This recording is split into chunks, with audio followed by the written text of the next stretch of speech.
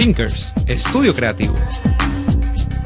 Queridos amigos, bienvenidos al episodio número 42 de Fin de Político. ¿Por qué señalas hacia la cámara? Porque tú eras uno de los tipos que estaba en la autopista echándose tiros. Estoy como los tipos, estoy como Napoleón, como Leopoldo, como Miguel Ángel, que jugaban con esas cámaras y hacían como si tenemos 4 cámaras. Tenemos una sola cámara, ¿vale? No te metas con Napoleón. No, con ninguno de los tres, no me meto con ninguno, simplemente que ellos hacían todo. Leopoldo se tiraba unos cortes así de lado, tal, no sé qué. Miguel Ángel hacía un recorrido con el dedo, así hacía. Claro, no, que Pásenla bien. No, nacidos y criados en la televisión. Pero nosotros, que somos de otra generación, somos de esta televisión, somos una sola cámara, es lo que hay. Somos de webcam. Somos de la generación de la webcam. Entonces, hoy, en este episodio número 42, vamos a hablar de un nuevo CNE. ¡Qué maravilla! ¿Y para qué el nuevo CNE? Bueno, Daniel, tengo en mis manos, porque esto va a ser muy rápido y no va a dar tiempo entonces de analizar todo, el listado de los miembros de la sociedad civil que van a constituir el comité preliminar de postulaciones electorales para renovar los rectores del CNE. Recuerden ustedes, este listado fue dado a conocer parcialmente, porque sacaron una lista así, hecha a mano, a mitad de esta semana. A mitad de esta semana dieron a conocer el listado y no dijeron, me costó una y casi parte de la otra, Daniel, dar con los perfiles de cada uno de los que componían este listado de 10 personas, que además se suman a un listado de 11 que son diputados, es decir, son 21, que van a nombrar los nuevos rectores del CNE en teoría, en medio de una jugada que ya nosotros hemos calificado como altamente improbable. O sea, es una jugada donde en teoría tendría que ponerse de acuerdo el sector de Guaidó, el sector de Parra y el sector del chavismo rancio, que ahora dice que otra vez va a volver al Parlamento y que ahora sí le interesa el Parlamento. Vamos a nombrar a los miembros de la sociedad civil que están en este listado. Cruz Eduardo Castañeda. Eduardo Castañeda Cruz. Me imagino que Cruz no es el nombre, sino el apellido. Sociólogo del UCAP, consultor estrategia en Consultores 21, es decir, viene una encuestadora, gerente de desarrollo social y tal, de la CBG, miembro de la causa R. Entre 1976 y 1984 se dice que fue miembro de la CBG y no sé si actualmente es miembro de la causa R, pero en algún momento estuvo asociado a la causa R. Alexis que forma Corredor, parte de la causa R nunca deja de ser causa R. Alexis Corredor, diputado de la Asamblea Nacional Constituyente, vicepresidente de su Comisión de Derechos Humanos, profesor de Historia y Geografía, primer chavista. Busi Galeano, candidata del Circuito 3 por el Estado Carabobo del PSUV a las elecciones parlamentarias del 2015. Trabajó en PDVSA hasta el 2014, es decir, chavista. 2. Mercedes Gutiérrez, diputada de la Asamblea Nacional Constituyente por el sector de los trabajadores y vicepresidente de la Comisión Permanente de Trabajadores y Trabajadoras. 3 chavistas, van. Guillermo Miguelena, miembro de Acción Democrática, parte del Instituto Progresista. Aquí hay un error. Sí, eso es un error porque evidentemente quien difundió esta lista conoce a Guillermo Miguelena Palacios, que es el hijo, que forma parte del Instituto Progresista, pero no conoce a Guillermo Miguelena Azócar, que es el padre, que fue el secretario general de Acción Democrática en Caracas, precandidato a la alcaldía de Libertador en las primarias del 2012, y además fue concejal, creo que un periodo, y además fue presidente de la Asociación de Profesores del Pedagógico. Varios años. De hecho, de entre los 10, este es el único que conocemos, que repetimos, es Guillermo Miguelena Padre, lo conocemos por nuestra estadía algo prolongada en Acción Democrática, nada más que decir. Orlando Pérez, presidente del Sindicato Nacional Fuerza Unitaria Magisterial. Sinefún, que es un sindicato chavista y divisor del movimiento magisterial venezolano. Del Ministerio de Educación. Sí, claro. Luis Alberto Rodríguez, según su cuenta en Twitter, es un servidor público, miembro de Primero Justicia en Carabobo. Aquí hay uno de Primero Justicia, uno de la Cárcel R, un ADECO y uno de Primero Justicia. Diana Carolina Rodríguez, abogado de la UCB, fue asistente parlamentario en la Asamblea Nacional del 2016 al 2018, coordinadora electoral nacional adjunta de Un Nuevo Tiempo, fue secretaria juvenil nacional de Un Nuevo Tiempo de 2015 a 2016. Esto no me suena, yo no recuerdo esta dama como como secretaria juvenil de UNT, pero en todo caso es del Nuevo Tiempo, van 4 partidos de la oposición. Y el otro, Luis Serrano, miembro de Primero Justicia, coordinador de la ONG Redes Ayuda. Yo investigué a Luis Serrano y en ninguna parte dice que sea de Primero Justicia. Sí es coordinador de esta ONG llamada Redes Ayuda. Si es coordinador de esa ONG, es miembro de Primero Justicia. Dices tú, bueno, yo conozco de esta ONG a Melanio Escobar, que es periodista y tal, y bueno, y era amigo de nosotros, no sé si es amigo todavía, yo creo que sí, pero no sé si este caballero... Mío no. ¿Ah? Mío no. ¿Tú no eres amigo? Ah, tú no eres amigo, bueno, está bien. Ni lo he sido, ni lo soy, ni lo seré. Bueno, en todo caso, esa es la ONG que dice representar, o que yo he visto que en Twitter dice representar a Luis Serrano. La última de la lista, Petra Tobar, diputada de la Asamblea Nacional Constituyente y vocera de las comunas, militante del PSUV, no esconde mucho. 5 chavistas, 5 opositores. Este largo recuento, Daniel, es importante tenerlo, valga la redundancia, la cacofonía, en cuenta, porque nos habla de una comisión de postulaciones de la sociedad civil que se hizo de acuerdo a un reparto partidocrático, 5 del PSUV y los otros están divididos entre todas las fracciones que hay entre la oposición. No, pero hay 2 cosas. No. Todas no, faltan 2. Falta uno por lo menos importante. No, Voluntad popular. no, faltan 4 fracciones. 4 fracciones. Claro. Bueno, María Corina no tiene. Mira, aquí está. 1 de Acción Democrática, 2 de Primero Justicia, 1 de la Causa R y 1 del Nuevo Tiempo. No hay ninguno de Voluntad Popular. No hay ninguno de María Corina Machado. No hay ninguno de Luis Parra. Ni hay ninguno de Timoteo y Falcón. Ni de Delsa. Bueno, de los partidos nuevos. Pero en todo caso, lo primero que salta a la vista, Daniel, es una fórmula 5 y 5. La típica fórmula de 5 para el gobierno, 5 para la oposición. O mita y mita, también le pueden decir ustedes. ¿Qué va a pasar con todo esto y qué es lo importante? Vamos a avanzar. Nosotros, en mi caso particular, yo, porque no puedo hablar por ti, yo pienso que aquí lo que va a ocurrir es que esta dilación que se va a producir en lo sucesivo, se supone que esta comisión tiene que empezar de cara a las próximas semanas, ya empezar a valorar los nombres de los que van a ser posiblemente rectores del CNE. Ojo, hay gente que piensa que estos son, nos pasó incluso, me pasó a mí, empezar a dudar de que estos nombres que están saliendo son posibles candidatos a rectores. No, si están en la comisión, no puede. Ellos lo que van es evaluar las credenciales de los que se van a... Ahora es que vamos a ver el desfile. El desfile viene a continuación. Ahora es que vamos a ver, como dice aquella frase de un ensayo de Germán Carrera Damas, ahora es que vamos a ver achicar la centina.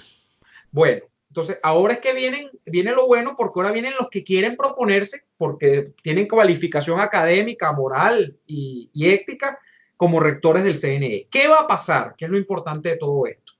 Aquí hay un problema de origen, de falla de origen, que es que cómo se hace con un régimen que tú has calificado, todos los que lo has calificado hasta ahora, y apareces de repente en una reunión en el Palacio Federal Legislativo concordando con unos traidores, como son los diputados que tú así mismo los llamaste, los de Luis Parra, y con los del chavismo, para supuestamente renovar el CNE porque tú vas a hacer unas elecciones presidenciales.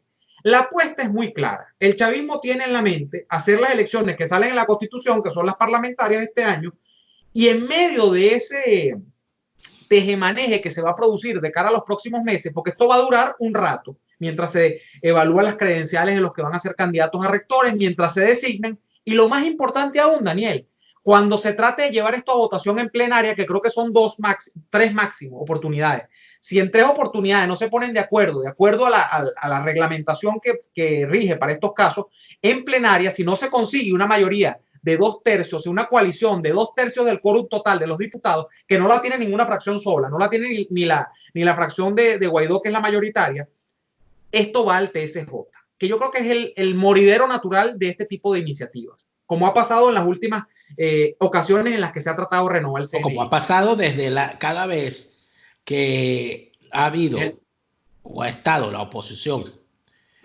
con representación en la Asamblea Nacional buscando constituir un CNE, cada vez que eso ha ocurrido, esto termina en el Tribunal Supremo de Justicia. Fue así en el año 2003 Ujú. 2004, perdón, para seleccionar aquel CNE Del revocatorio. del revocatorio. Y va a ser así ahora. Yo no veo esto de otra manera. Porque 5 y 5, empate, a menos que de estos 5, como dice aquella canción, ¿cuántos dicen amén?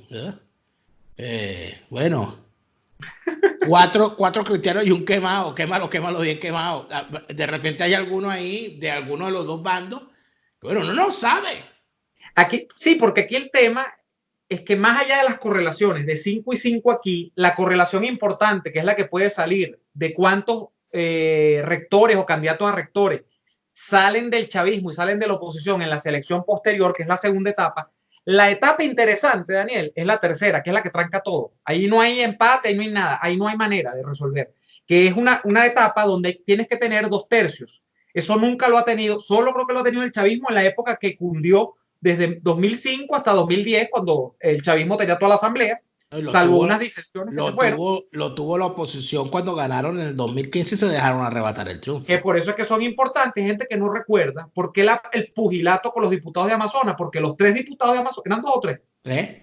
los 3 de Amazonas le daban los 2/3 a la oposición. Por eso fue que el chavismo, ni pendejo que fuese, de una vez tiró las amarras de temprano en el propio año 2016, cuando arrancó el primer año de la legislatura. Y allí, bueno, el famoso doblarse para no partirse, y mira dónde va el doblarse para no partirse. Pero Neomar Hernández, fíjate tú lo siguiente, pana. Ajá. Fíjate tú lo siguiente. No es, fíjate, todos sabemos que lo que la oposición de Guaidó, que los de Guaidó, pues, Uh-huh. quieren y plantean es hacer una elección presidencial como solución para la crisis. Y para eso necesitan un CNE. El chavismo, por su parte, dice que se necesita un nuevo CNE para hacer unas elecciones parlamentarias que son las que tocan. Por otro lado, los opositores de Guaidó dicen que es la Asamblea Nacional la que debe hacer todo este proceso. Por el otro lado, el chavismo dice que podría ser una Asamblea Nacional si sale del desacato. Si no, tendría que hacerlo la constituyente. Y en caso tal, que lo haga el Tribunal Supremo. ¿No te parece extraño que los 5 representantes que nombra el chavismo son constituyentes casi todos? Si no todos. No había reparado en ese detalle. ¿Qué hipótesis tienes? Bueno, entonces, ¿cuál es el procedimiento aquí? El comité de postulaciones va a revisar todas las propuestas todas las postulaciones, valga la redundancia, que se hagan. Pero no puede haber postulaciones por iniciativa propia. Es decir, Neomar Hernández no puede ir a decir, aquí está mi currículo, yo quiero ser rector. Sino que él tiene que llevar, porque sí es voluntaria. Es voluntaria. O sea, yo no te puedo postular a ti. Tú tienes que ir con tus recaudos. ¿Y tú vas con qué recaudo? Tú vas con tu currículo, con tu planteamiento, tu vinculación al tema político, electoral, bla, bla, bla, todo aquello. Además, tienes que llevar el aval de alguna de las organizaciones u organismos o entes que la Constitución establece como los que deben postular. Entiéndase, con una postulación hecha por el poder moral, entiéndase por Tarek William Saab, por el Contralor, el Vigidrobo Amoroso, y por el Defensor del Pueblo, que no sé cómo demonios se llama, porque ya hasta dejó de ser tan importante el cargo, hasta tanta importancia, pero que ya ni sabemos cómo se llama. O puedes ir, ¿verdad?, con una postulación hecha por universidades, o puedes ir por una postulación hecha por los colectivos, que son organizaciones de la sociedad civil, o por los sindicatos, que son organizaciones de la sociedad civil, o por las patrullas, las VC, o por cualquier cosa de esa, claro, que te postulan, o por las asociaciones de vecinos donde tú vives, hasta que te van y te postulan. Tú llevas esos recaudos y el comité de postulaciones tiene que buscar todo eso, ¿verdad? Tiene que evaluar todo eso. Ajá, ok. Y de allí llegar a una primera lista depurada. Esa primera lista depurada debe publicarse en prensa. ¿Y cómo se depura? Bueno, se depura, para los que conocemos cuáles son estos procesos en este legislativo, lo que se tiene que hacer es, búscame todos los que se han postulado y ve a quién le falta recaudos ¿Y quién no cumple con los extremos de ley? Por ejemplo, no es venezolano por nacimiento. Me imagino que le pedirán la partida de nacimiento, Ojalá. por ejemplo. O dos, está inhabilitado por sentencia firme por alguna situación. Tres, no cuenta no cuenta con la edad. Cuatro, qué sé yo, tiene alguna cosa. Ah, bueno, si no cumple con esto, entonces sáquese, no, lo saca, ¿verdad? Después que haces eso, llegas a una lista. Entonces, aquí está la lista depurada. De esta lista, el comité de postulaciones tiene que llegar a 10 nombres. ¿Ok? Al final tiene que llegar a 10 nombres. Y esos 10 nombres van a ser los principales y los suplentes.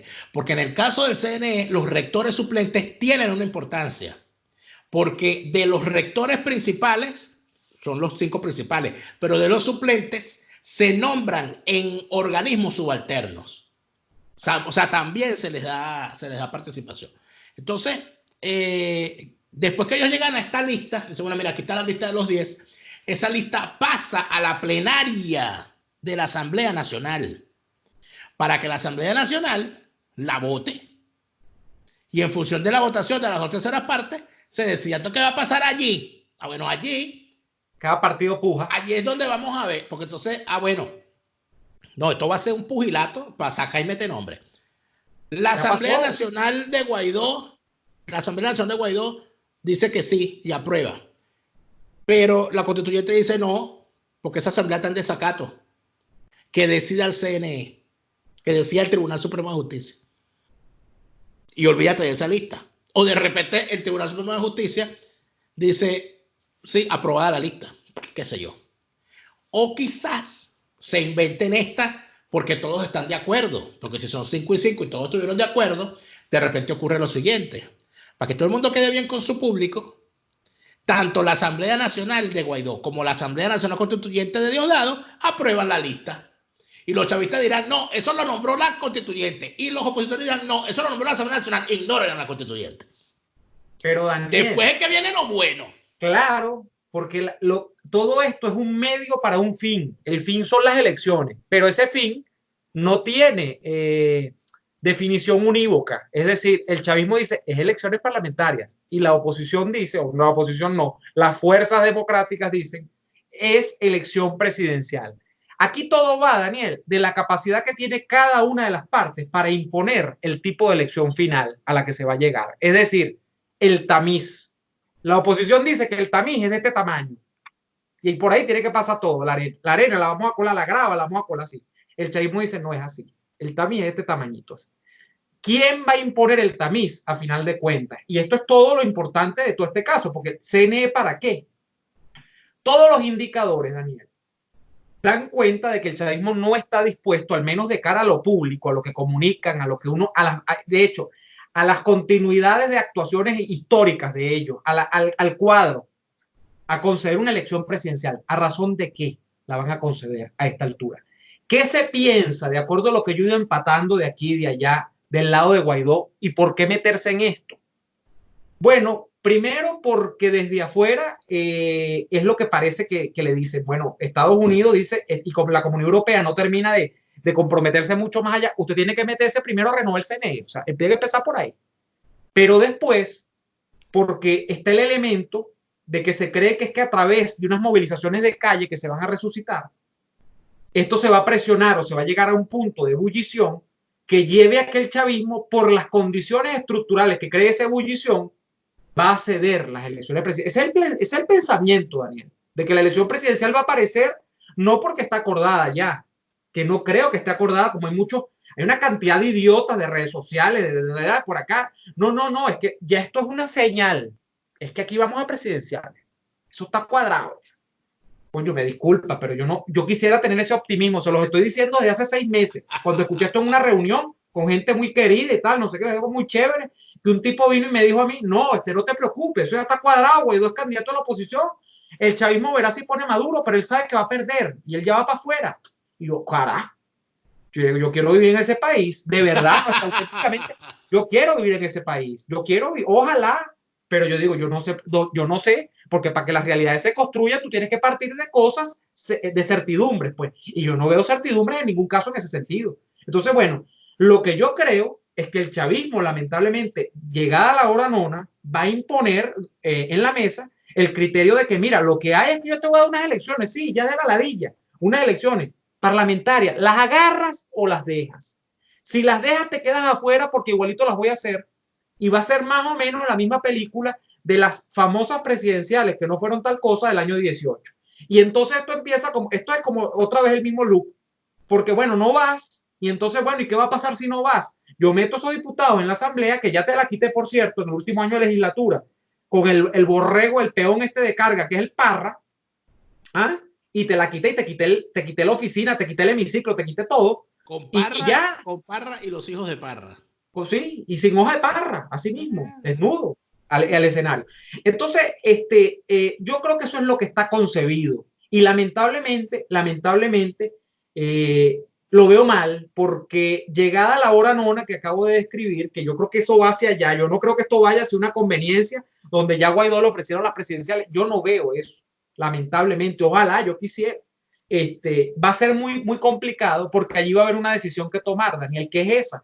¿Te metes o no te metes en el tamiz así que va a poner el chavismo? Que ese tamiz es elecciones parlamentarias. Yo creo personalmente, aunque esto no es bueno, porque esto no es un programa de astrología, que Guaidó no va a ir. Y como Guaidó es una fuerza, que quieras o no, una fuerza centrípeta en estos momentos, por el peso, no de que él es un tipo iluminado, esclarecido y preesclarecido ciudadano como Guzmán Blanco, sino que es porque es el que tiene el aval de esta comunidad internacional con los Estados Unidos y todo lo demás.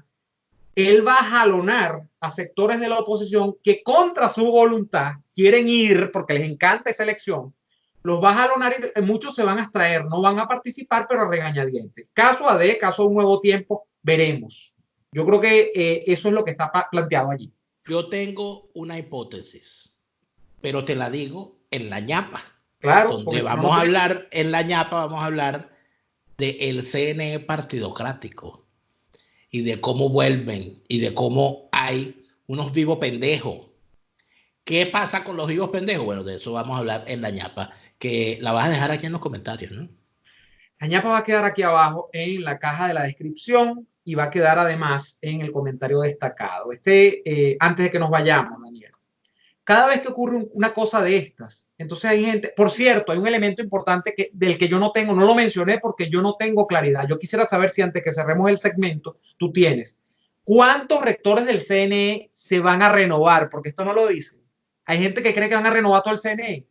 Y creo que los que son sujetos de renovación son 3 principales. No, yo por lo que estoy viendo, evidencia de las cosas es que van a renovar el completo. Van a renovar completo.